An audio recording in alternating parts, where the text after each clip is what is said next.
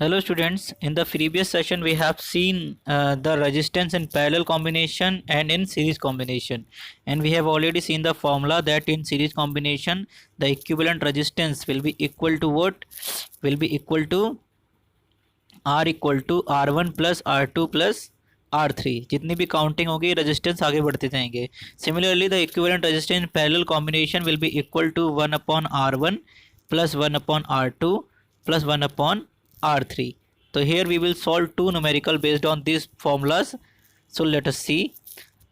In the first question we need to find out what is the equivalent resistance. Okay, in this question we will also calculate equivalent resistance.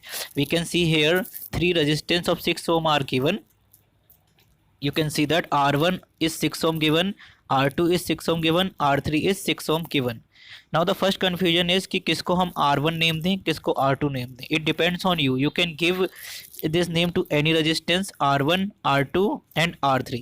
Okay हम ये सिर्फ नाम इसलिए देते हैं उस particular resistance को आइडेंटिफाई करने के लिए. Okay it is the point A and it is the point B. इन दोनों पॉइंट के बीच में तीन रेजिस्टेंस इस तरह से कनेक्टेड हैं. Now the question is find out the equivalent resistance. तो इक्विवेलेंट रेजिस्टेंस फाइंड आउट करने से पहले we need to understand that which resistance are in parallel and which resistance are in series. तो कैसे करेंगे? उसके लिए हम किसी एक पॉइंट से करंट को सेंड करेंगे. Suppose I am sending from this point current I. At this point we can see current is dividing into two parts.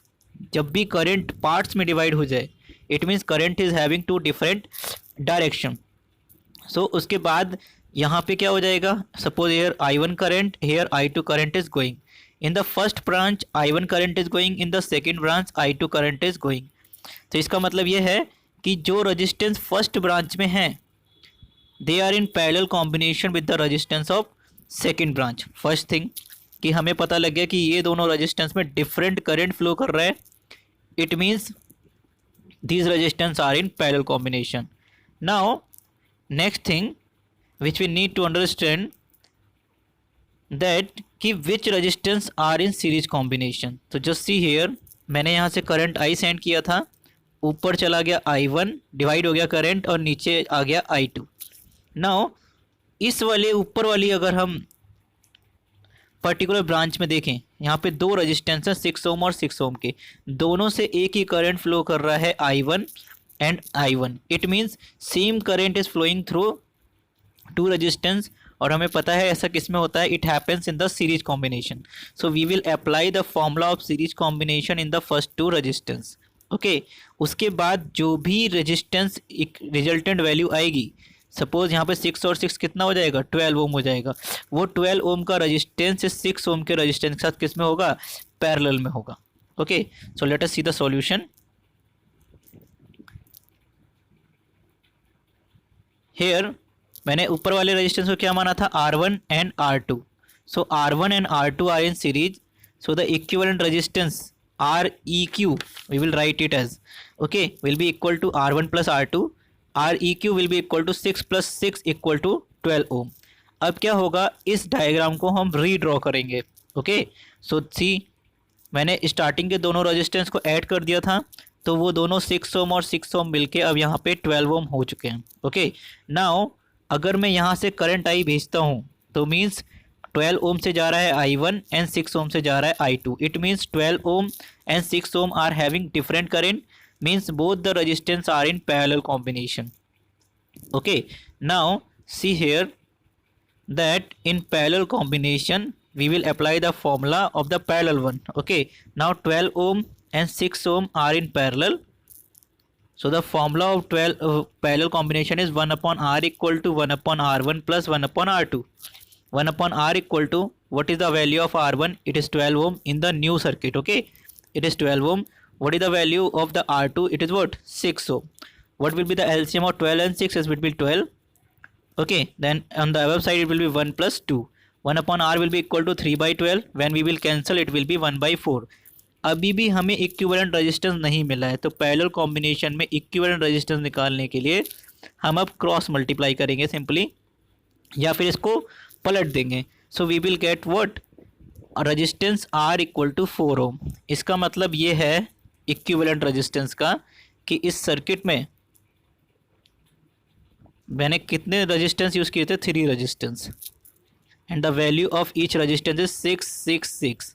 Now what is the meaning of equivalent resistance? इसका मतलब यह है कि अगर हम इन तीनों रेजिस्टेंस को यहाँ से निकाल दें और कोई एक 4 ओम का रेजिस्टेंस बीच में लगा दें तो दोनों सेम वर्क करेंगे। Okay, it means I can put here a resistance of the value of 4 ohm. Okay, it is the meaning of equivalent resistance, that's why we calculate it. Next part, in this question we need to find out the equivalent resistance. Okay, again we can see here 4 resistance are given between point A and B, and the value of resistance is 6 ohm, 6 ohm, 6 ohm and 6 ohm. I have given the name here R1, R2, R3, R2 and R4. Now we need to identify which resistance are in parallel and which resistance are in series. So if I am sending current I from here, अगर ये यहाँ से divide हो गया, it means both the resistance are in parallel combination. तो पहले हम इनकी वैल्यू निकालेंगे। ओके, एंड सिमिलरली हम बाद वालों की भी वैल्यू निकालेंगे। Okay, now let us see here R1 and R2 are in parallel. So 1 upon R will be equal to 1 upon R1 plus 1 upon R2.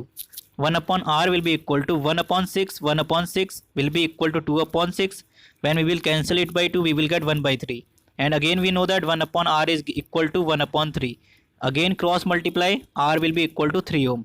इसका मतलब अब जो डायग्राम नया बनेगा, it will be like this.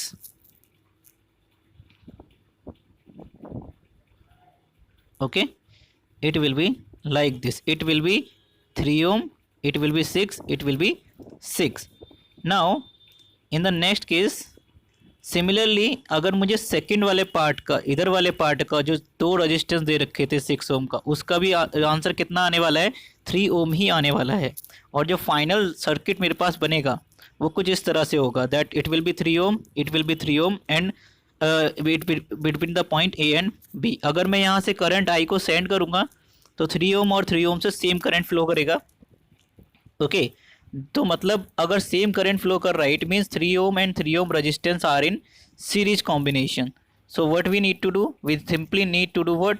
Simply apply the formula of series combination, R equal to R1 plus R2, or I can say that R equal to 3 plus 3 will be equal to 6 ohm. इसका मतलब ये है कि इस particular diagram में अगर मैं ये सारे रेजिस्टेंस को निकाल कर एक 6 ओम का रेजिस्टेंस इंस्टॉल कर दूं तो वो भी उतना ही वर्क करेगा जितने ये 4 रेजिस्टेंस मिलके कर रहे हैं. Okay, it is the value of equivalent resistance.